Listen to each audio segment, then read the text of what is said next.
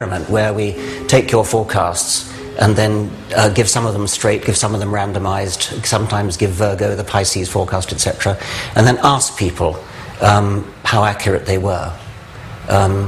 Yes, that would be a perverse thing to do, wouldn't it? It would be, yes, but I mean, wouldn't that be a good test? A test of what? Well, how accurate you are.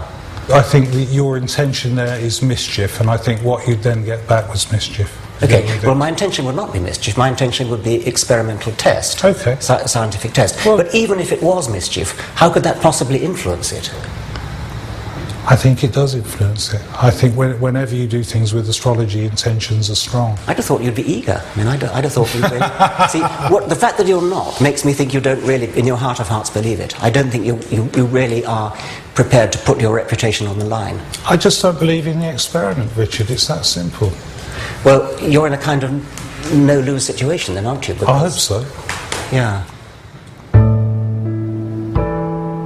Regardless of Neil Spencer's concerns, I wanted to conduct a simple trial.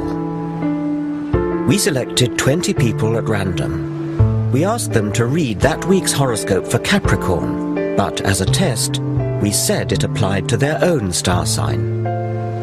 Not only do you have clever Mercury and ambitious Mars focusing on success, but now the Sun is at the same pivotal midhaven angle of your solar chart. I have no idea what that means. Put simply, this means that this is your moment to go that extra mile to become the person you dream of becoming. Remember, however, that there will be others who want what you have and will stop at nothing to get it. Astrologers say this should fit just Capricorn and not the rest. But what actually happened? Yeah, maybe. To be honest, I felt there's some Mercury energy this week because there's a lot of arguments around and a lot of bad vibes. Yeah, that kind of makes sense. What a load of old junk. It could apply to me as much as to the next person. Yeah, well, in a way, yeah. I am.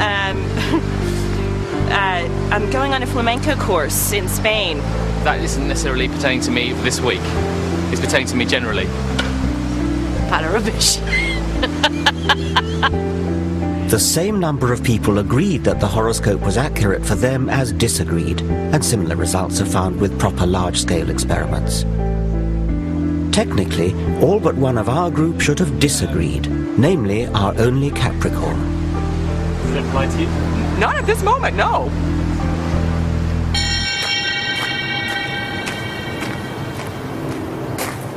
Am I taking this too seriously? I believe astrology misleads the public, denies scientific progress, and belittles our universe. There's a far richer way of looking at the cosmos. Astronomy is a triumph of the human intellect, a real science, constantly enriched by new evidence.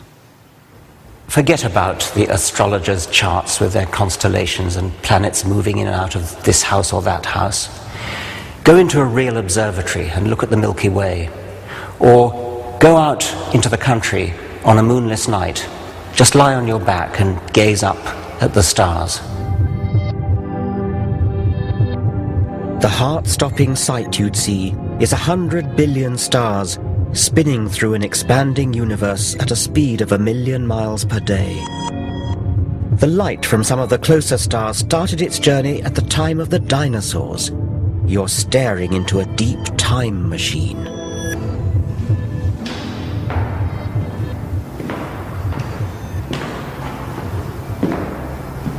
And yet, even as science unravels these natural wonders, our society is drawn to the slim pickings of supernatural belief. Half the British population now say they believe in paranormal phenomena. Over 8 million of us have owned up to consulting psychic mediums. What I want you to do, Richard, for me is just to pull me out 8 of them, please. Simon Goodfellow claims that, with these cards, he can use his psychic powers to tune in to the spirits of dead people around me. 7, 8. These voices from the past can apparently give him a glimpse of my future. Lovely, Richard, thank you.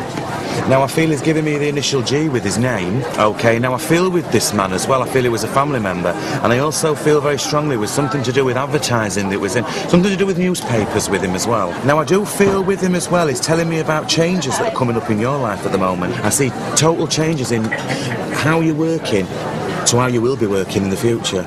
The word Simon seems to be fishing for is retirement, the obvious next step for most 60-somethings.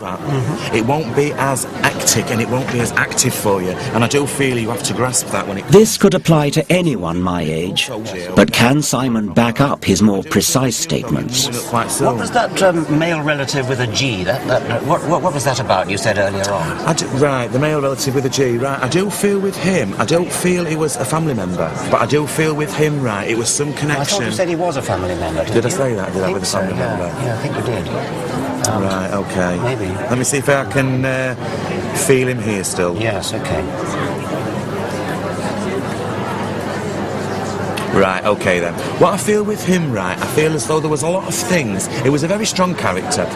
Another feeling he's given me is it was very regimented as well, and I feel he served in some forces, in some way as well. But can you understand anybody with a military background that was connected to you? Well, I've got really nobody military in my background at all, and actually nobody beginning with G either. Right, okay. Spirit G has rung no bells, but now another voice comes from the ether. Well, she's given me the initial E with the name. Now, I do feel with her as well, it's something to do with, I feel, a grandparent, and I want to give you an E-sounding name. My grandmother had a name beginning with E. At last, something I can identify with. E-sounding name. Yes. Tell me more about her. I mean, the lady, I do feel with her as well, she had a lot of cats. A lot of cats. It's cats. Perhaps not. She never had a cat. She hated cats, as a matter of fact. Right. She liked dogs, but she hated cats. Well, I can understand. Not everybody, though. What you've got to also remember with this as well, not everybody can relate to everything that a reader will say. No. Not everybody. I mean, I've had people like yourself who have... Extraordinary claims require extraordinary evidence. Because normally people who come to these events come for a reason, and because they want closure and direction in their life. And also what you've got to think about, Richard, as well, some things are very raw to me. Psychics may believe they communicate with the dead, but I've seen no evidence for it. My concern is that for some people, this superstitious nonsense can be far from harmless fun. If you've lost somebody dear to you, and I'm trampling all over those memories by telling you that they're here now saying this and that, I mean, that's none of my business, and if I'm just doing it because I can earn some money out of it, I've known cases of people that have lost somebody, lost a child that's so dear to them, and they cannot get over the fact they've lost the child, and become addicted to these... Okay, this is a lady who is trying to connect with somebody at the front here. And Darren Brown is a celebrated illusionist, but also a skeptic. He makes clear his performances depend simply on mental tricks. She looks very, very elegant, and there's guilt on her part, a feeling of guilt. I think your father passed when you were very young as well. Is that right? And he gives me the inside intelligence on how a psychic medium might exploit entirely earthly trade secrets. They're using a skill called cold reading, which is a way of communicating information